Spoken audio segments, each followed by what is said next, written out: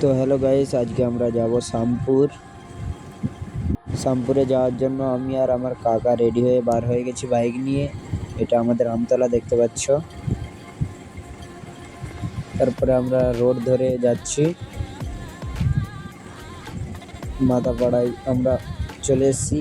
ডান দিকে যে রাস্তাটা দেখতে পাবে, এই রাস্তাটা চওড়া হবে। এখান থেকে হলদিয়ার বাস চলবে, ঠিক আছে? আমাদের বাড়ির পাশ থেকেই হলদিয়ার বাস যাবে।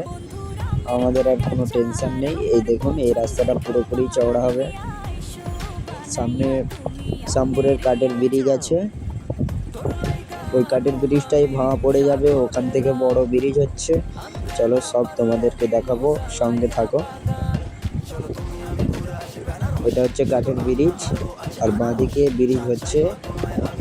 ওই দেখো, বড় করে ব্রিজ হচ্ছে। এই কাঠের ব্রিজে অনেক মানুষ যাতায়াত করতো, পয়সা দিতে হতো। মানুষ হেঁটে গেলে 2 টাকা করে দিতে হতো, বাইক নিয়ে গেলে 5 টাকা দিতে হতো। এখানে এটা কাঠের ব্রিজ।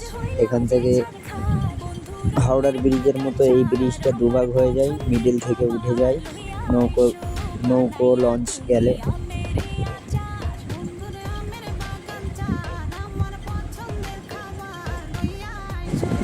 তো এই রাস্তাটা আরো চওড়া হবে, দেখতেই পাচ্ছ। এটা ছোট রাস্তা আছে, একটা অটো কিংবা 4 চাকা যাওয়ার মতো রাস্তা আছে। ওই ব্রিজে বড় গাড়ি উঠতে দেওয়া হয় না, টোটো উঠতে দেওয়া হয়। দেখতে পাচ্ছ ওই ব্রিজটা হচ্ছে, কাজ চলছে, অনেক দিন থেকেই কাজ চলছে, প্রায় 1 বছর কাজ চলছে। এখনো টাইম লাগবে ব্রিজটা হতে। তো আমরা যাচ্ছি শ্যামপুরে আমাদের একটা দরকার আছে। তারপরে আমরা শুনেছিলাম যে শ্যামপুরের দিকে দোকান ভাঙা হচ্ছে, ঘরদোর ভাঙা হয়ে যাচ্ছে, রাস্তা চওড়া হবে বলে ওইগুলোই দেখতে গিয়েছিলাম। আরও একটা দরকার ছিল, ওই দরকারটা মেটাতে গিয়েছিলাম। তো এটা শ্যামপুরের সোজা রাস্তা। আমরা শ্যামপুরের কাছাকাছি চলে এসেছি, দেখতেই পাচ্ছ। এটা ডান দিকে আছে থানা। এই দেখো থানা, শ্যামপুর থানা, এটা আমাদের থানা।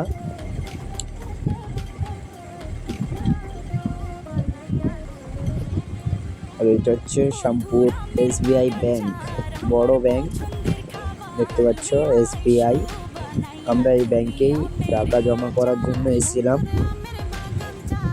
দেখতে পাচ্ছ প্রায় 1.5 লাখ টাকার মতো জমা করতে এসেছিলাম আমি আর আমার কাকা, আমার ছোট কাকা। তারপরে টাকা জমা করে আমরা চলে এসেছি আবার সেই ব্রিজের কাছে। ব্রিজটা দেখো, কাজ হচ্ছে, আর কি কিছুটা বাকি আছে। তারপরে আমরা মাথাপাড়ায় চলে এসেছি। মাথাপাড়া থেকে এবারে বাড়ি চলে যাব। তো ব্লগটা কেমন লাগলো সকলেই জানাবে, ঠিক আছে? আর এটা আমার জীবনের প্রথম ব্লগ, যদি ভুল হয়ে থাকে তবে বলবে।